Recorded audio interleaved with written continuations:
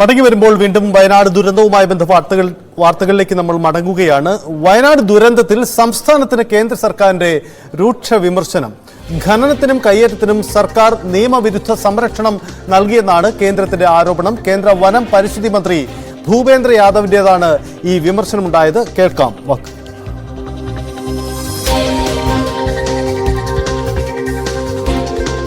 Finalisation करने के लिए स्टेट गवर्नमेंट को जल्दी कदम उठाना चाहिए, इको सेंसिटिव जोन का एक प्लान बनाना चाहिए और ऑलरेडी जो कमेटीज़ की रिपोर्ट आई हुई हैं और जो फॉर्मर डीजी संजय कुमार की जो रिपोर्ट है उसको स्टेट गवर्नमेंट को अपना सबमिशन देना चाहिए। तो देखिए, इको सेंसिटिव जोन में इस प्रकार का हैबिटेशन और इलीगल एक्टिविटी माइनिंग नहीं होनी चाहिए, उसका एक बहुत बड़ा नुकसान वहाँ पर।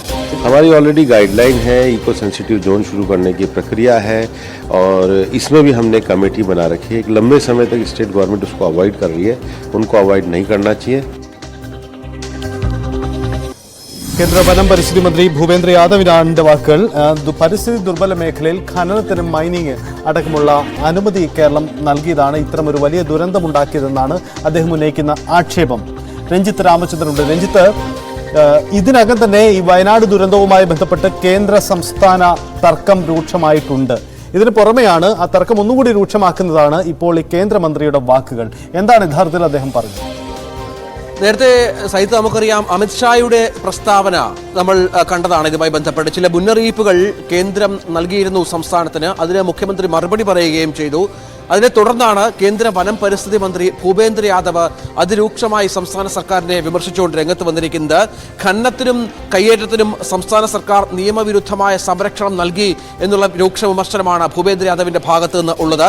പരിസ്ഥിതി ലോല പ്രദേശമാണ് വയനാട് എന്ന് നമുക്കറിയാം. അവിടുത്തെ ഈ പരിസ്ഥിതി ലോല പ്രദേശമായി നേരത്തെ തന്നെ വിജ്ഞാപനം ചെയ്തിട്ടുള്ള പല സ്ഥലങ്ങൾക്കും വേണ്ടത്ര പ്രാധാന്യം നൽകിയില്ല എന്ന് പറയുന്നു. ടൂറിസത്തിനകത്ത് നമുക്കറിയാം, വയനാട് വലിയ ടൂറിസം മേഖലയാണ്. ടൂറിസ്റ്റിനായിട്ട് സോണുകൾ ഉണ്ടാക്കാൻ പോലും സംസ്ഥാന സർക്കാർ തയ്യാറായില്ല എന്ന് പറയുന്നു.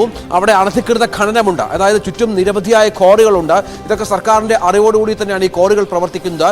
ഈ ക്വാറികൾ പ്രവർത്തിക്കുന്നതിന് സംസ്ഥാന സർക്കാർ അനുമതി നൽകിയതും ഇദ്ദേഹം ചൂണ്ടിക്കാണിക്കുന്നുണ്ട്. ദുരന്തമുണ്ടായ മേഖലകൾ അതീവ പരിസ്ഥിതി ദുർബലമായ മേഖലകളാണ് എന്നുള്ളത് കേന്ദ്ര സർക്കാർ തന്നെ ചൂണ്ടിക്കാട്ടിയിട്ടുള്ളതാണ്.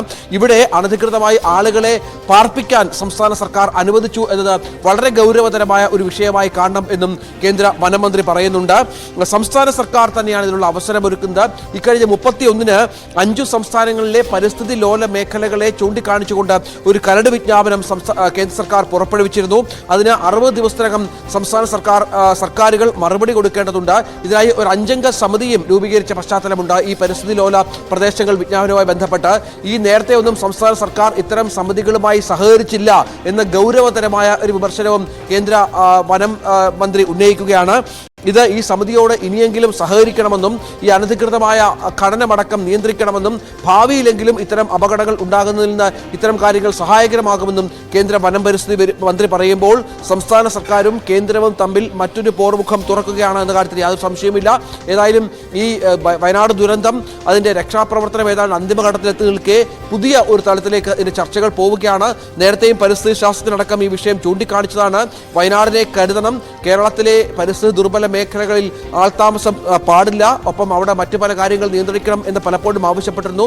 ഇപ്പോൾ അതുകൂടി ശരിവെച്ചുകൊണ്ടാണ് കേന്ദ്ര വനം മന്ത്രിയുടെ പ്രതികരണം. സഹിത്ത് രഞ്ജിത്ത്, ഒരു കാര്യം കൂടി ഈ വിഷയത്തിൽ, ഈ മുന്നറിയിപ്പുകൾ അവഗണിച്ചു അല്ലെങ്കിൽ മുന്നറിയിപ്പുകൾ കിട്ടിയില്ല, ഈ 2 വാദങ്ങളുണ്ടല്ലോ.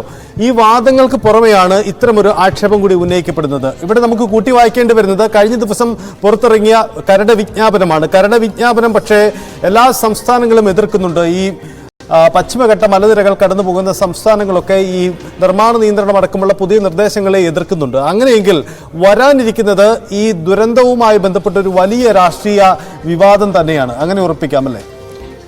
അത് കഴിഞ്ഞ ദിവസം കഴിഞ്ഞ മാസം 31-ന് അത് ഒരു കരട് വിജ്ഞാപനം 5 സംസ്ഥാനങ്ങളിലെ 5000-ഓളം പ്രദേശങ്ങളെ 5000-ഓളം ഏക്കർ സ്ഥലത്തെ പരിസ്ഥിതി ദുർബല മേഖലയാക്കി വിജ്ഞാപനം പുറപ്പെടുവിച്ചുകൊണ്ട് അത് പ്രത്യേക സോണായി പ്രഖ്യാപിക്കണം എന്നുള്ള ആവശ്യമാണ് സംസ്ഥാന സർക്കാർ. ഞാനൊന്നും മടങ്ങി വരാം രഞ്ജിത്ത്.